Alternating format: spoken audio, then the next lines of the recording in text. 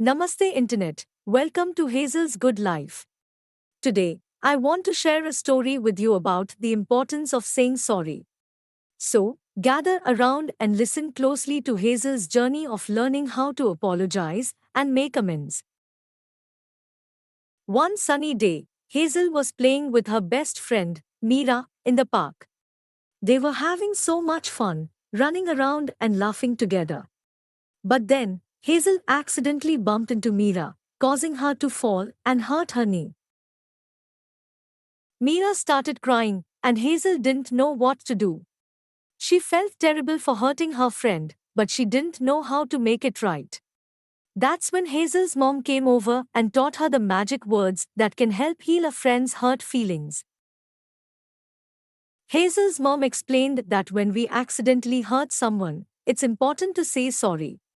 Saying sorry shows that we care about the other person's feelings and that we want to make things better. Hazel listened carefully and decided to give it a try. Hazel looked into Meera's eyes and said, "I'm sorry, Meera. I didn't mean to hurt you. Will you forgive me?" Meera's tears began to dry up, and she smiled at Hazel. "Of course, I forgive you," she said, and they hugged each other. From that day on, Hazel made sure to say sorry whenever she accidentally hurt someone's feelings.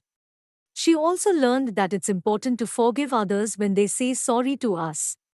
After all, everyone makes mistakes, and it's essential to give each other a chance to make things right. So, little friends, remember the importance of saying sorry and forgiving others.